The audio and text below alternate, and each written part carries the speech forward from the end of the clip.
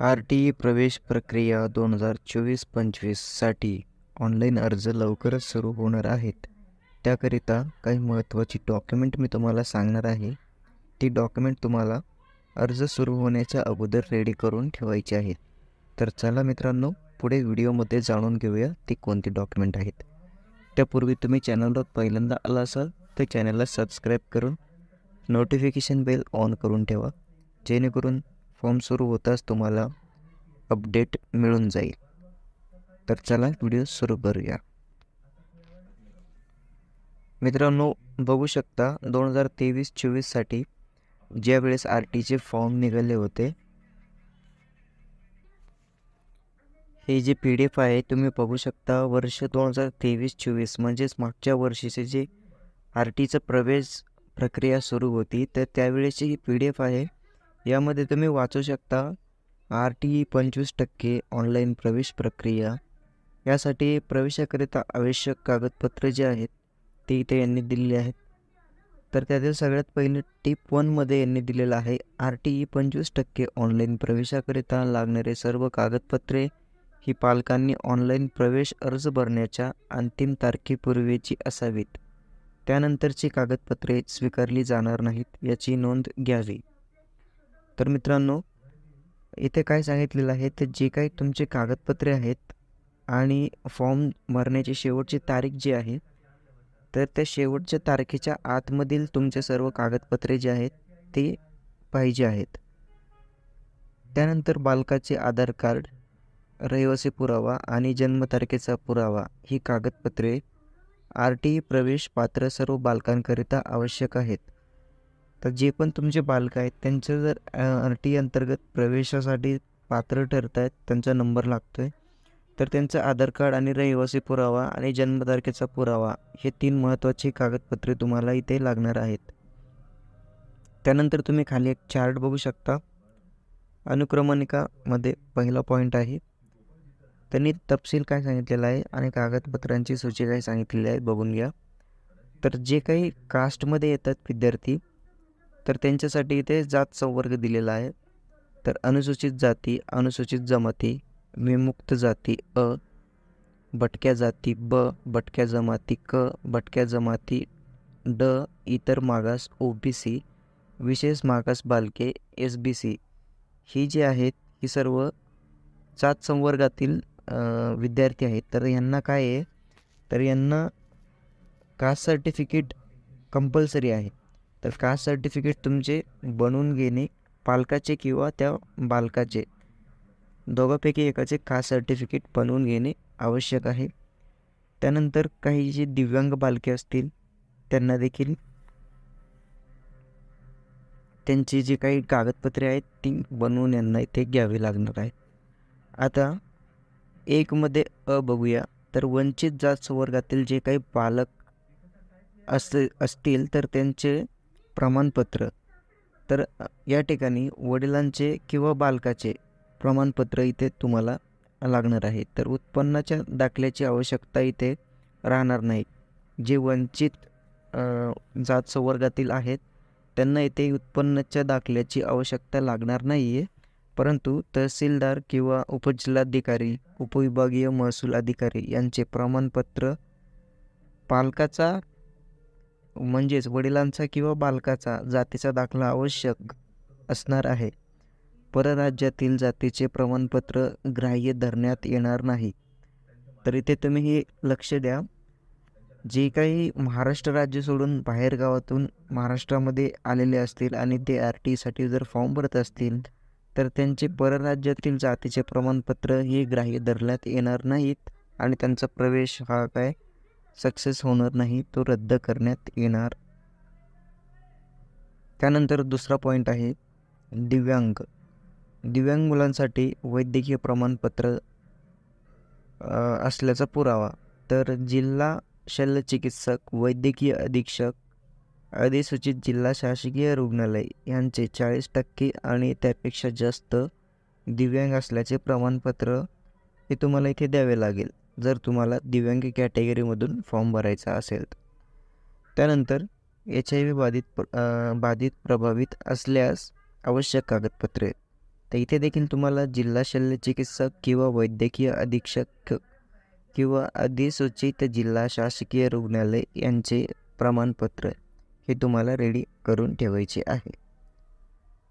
Covid प्रभावित बालक ज्यांचे पालक एक किंवा दोन्ही यांचे निधन 1 एप्रिल 2020 ते 31 मार्च 2022 या कालावधीत कोविड प्रादुर्भावामुळे झाले अशा बालकांच्या प्रवेशाकरिता आवश्यक कागदपत्रे कोणती?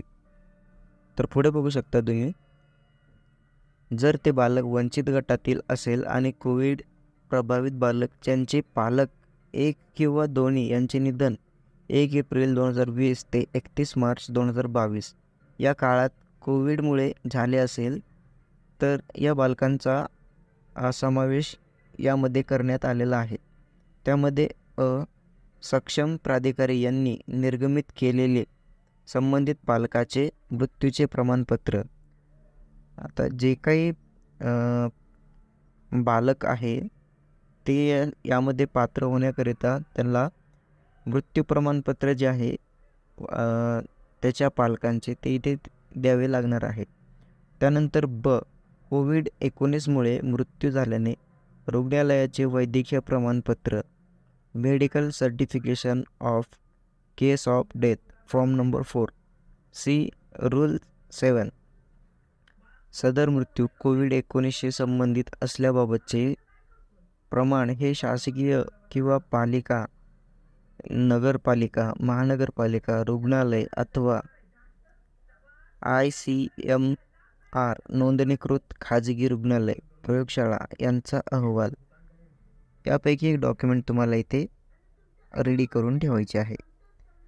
आता पाचवा पॉईंट आहे अनाथ बालके, वंचित घटक. आवश्यक कागदपत्रे कोणती? तर जे काही अनाथ बालकांच्या बाबतीत अनाथालय व बालसुधारगृहांची कागदपत्रे ग्राह्य धरण्यात येणार आहेत. 2 नंबर, जर बालक अनाथालयात राहत नसेल तर जे पालक त्यांचा सांभाळ करतात त्यांचे हमीपत्र आवश्यक राहील. अनाथ बालकांच्या संदर्भात इतर कागदपत्रे उदाहरणार्थ वार्षिक उत्पन्नाचा दाखला इत्यादी विचारात घेण्यात येऊ नये, हे देखील इथे स्पष्ट करण्यात आलेले आहे. 6 नंबरचा पॉईंट आपण इथे बघू शकता. इथे आर्थिकदृष्ट्या दुर्बल असल्यास वार्षिक उत्पन्नाचा दाखला. तर मित्रांनो, तहसीलदार दर्जाच्या महसूल अधिकाऱ्याचे प्रमाणपत्र किंवा सॅलरी स्लिप किंवा कंपनीचा किंवा एम्प्लॉयीचा दाखला. तर आर्थिक वर्ष ही ते 2020-21 किंवा 21-22 असा दिलेला आहे, पण हा PDF जो आहे तो गेल्या वर्षीचा आहे. नवीन जे काही आता अपडेट येईल ते अपडेट तुम्हाला यूट्यूब चॅनलवरती आपल्या भेटणार आहे. त्याकरिता तुम्ही चॅनलला सबस्क्राईब करून नोटिफिकेशन बेल ऑन करून ठेवा, जेणेकरून नवीन अपडेट आल्यानंतर जेव्हा मी व्हिडिओ बनवून टाकेल तर त्याची सगळ्यात पहिल्यांदा माहिती तुम्हाला भेटावी. त्याकरिता चॅनलचे सबस्क्राईब करून नोटिफिकेशन बेल देखील ऑन करून ठेवा. तर मित्रांनो, तुमचे 1 लाखापेक्षा कमी वार्षिक उत्पन्न असलेले येथे लागणार आहे. त्यानंतर उत्पन्नाचा दाखला हा परराज्यातील ग्राह्य धरण्यात येणार नाही, याची देखील तुम्ही नोंद घ्यायची आहे. घटस्फोटित महिला पालक असल्यास आवश्यक कागदपत्र कोणती? तर 1 नंबर आहे न्यायालयाचा निर्णय. जो काही न्यायालयाचा निर्णय लागलेला आहे त्याचे पेपर तुम्हाला इथे लागणार आहेत. 2 नंबर, घटस्फोटित महिलेचा बालकाच्या आईचा रहिवासी पुरावा इथे तुम्हाला लागणार आहे. त्यानंतर 3 नंबरचा पॉईंट आहे बालक वंचित गटातील असल्यास बालकाचे किंवा त्याच्या वडिलांचे जातीचे प्रमाणपत्र व पालक आर्थिक दुर्बल गटातील असल्यास बालकाच्या आईचा उत्पन्नाचा दाखला इथे तुम्हाला द्यावा लागणार आहे. न्यायप्रविष्ट असलेल्या घटस्फोटा प्रकरणातील महिला जर एखादी असेल आणि त्याच्या मुलाला RT अंतर्गत प्रवेश द्यायचा आहे तर त्याकरिता डॉक्युमेंट घटस्फोटाचे प्रकरण न्यायप्रविष्ट असल्याचा पुरावा इथे तुम्हाला सादर करावा लागणार आहे. घटस्फोट प्रकरण न्यायप्रविष्ट असलेल्या महिलेचा बालकाच्या आईचा रहिवासी पुरावा इथे तुम्हाला द्यावा लागणार आहे. तसेच 3 नंबरचा पॉईंट आहे, बालक वंचित गटातील असल्यास बालकाचे किंवा त्याच्या वडिलांचे जातीचे प्रमाणपत्र व बालक आर्थिक दुर्बल गटातील असल्यास त्याच्या आईच्या उत्पन्नाचा दाखला इथे द्यावा लागणार आहे. जर विधवा महिला असेल आणि त्यांच्या मुलाचे RTE अंतर्गत प्रवेश करायचा असेल तर त्यांना इथे डॉक्युमेंट द्यावे लागणार आहेत. पतीचे मृत्यूपत्र किंवा 2 नंबर पॉईंट बघू शकता, विधवा महिलेच्या बालकाच्या आईचा रहिवासी पुरावा आणि बालक जर वंचित गटातील असेल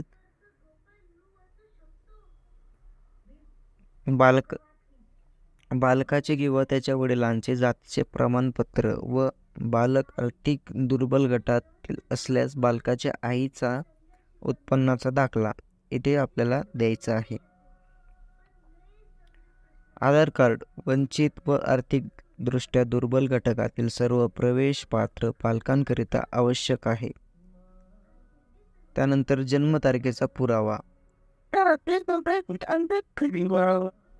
RTE 25% प्रवेश प्रक्रियेवेळी विद्यार्थी किंवा पालक यांचे आधार कार्ड किंवा आधार क्रमांक मिळण्याकरिता केलेल्या अर्जाची पावती घेणे अनिवार्य करण्यात येत आहे. परंतु काही कारणांमुळे पालक आधार कार्ड सादर करू शकले नाही तर अशा प्रकरणामध्ये बालकाचे किंवा पालकाचे आधार कार्ड सादर करण्याच्या अटीच्या अधीन राहून बालकांना तात्पुरता प्रवेश देण्यात यावा. तसेच सदर आधार कार्ड हे तात्पुरता प्रवेश दिल्यानंतरच्या दिनांकापासून 90 दिवसाच्या आत शाळेकडे सादर करण्यात यावे. तसेच शाळेने बालकाच्या आधार कार्डची पडताळणी करून प्रवेश अंतिम करण्यात यावा. सदर बालकाच्या आधार कार्डची विहित कालावधीत पूर्तता न झाल्यास RTE 25% अंतर्गत प्रवेश रद्द करण्यात येईल याची पालकांनी नोंद घ्यायची आहे. जन्मतारखेचा पुरावा वंचित व आर्थिकदृष्ट्या दुर्बल घटकातील सर्व प्रवेश पात्र बालकांकरिता आवश्यक आहे. तर त्यामध्ये तुम्हाला ग्रामपंचायत, नगरपालिका, महानगरपालिका यांचा दाखला किंवा रुग्णालयातील ANM रजिस्टरमधील दाखला, अंगणवाडी दाखला, बालवाडीतील रजिस्टरमधील दाखला, आई किंवा वडील अथवा पालकांनी प्रतिज्ञापत्राद्वारे केलेले स्वयंनिवेदन हे तुम्हाला करायचे आहे. त्यानंतर रहिवासी वास्तव्याचा पुरावा. तर इथे बघू शकता तुम्ही, वंचित व आर्थिकदृष्ट्या दुर्बल घटकातील सर्व प्रवेशपात्र बालकांकरिता आवश्यक. तर इथे तुम्ही रेशनिंग कार्ड देऊ शकता पुरावा म्हणून, तसेच ड्रायव्हिंग लायसन्स देऊ शकता, वीज बिल देखील तुम्ही इथे देऊ शकता, लाईट बिल. त्यानंतर टेलिफोन बिल देऊ शकता, पाणीपट्टी देऊ शकता, प्रॉपर्टी टॅक्स देऊ शकता, घरपट्टी देऊ शकता. फक्त राष्ट्रीयकृत बँकेचे पासबुक देखील तुम्ही इथे पत्त्याचा पुरावा म्हणून देऊ शकता, आधार कार्ड देऊ शकता, मतदान कार्ड देऊ शकता, त्यानंतर पासपोर्ट देखील ते देऊ शकता. यापैकी एकही कागदपत्र निवासी पुरावा म्हणून नसतील तरच भाडेतत्वावर राहणाऱ्या पालकांकरिता भाडे करार हा दुय्यम निबंधक कार्यालयाचा नोंदणीकृत असावा. तर तुमच्याकडे कोणताही पुरावा यापैकी नसेल रहिवासीचा, तर तुम्हाला इथे काय करायचं आहे, तर रेंट ॲग्रीमेंट बनवून घ्यायचं आहे आणि तुमचे सर्व डॉक्युमेंट मी आता या व्हिडिओमध्ये सांगितलेले आहेत त्याप्रमाणे सर्व डॉक्युमेंट बनवून घ्यायचे आहेत.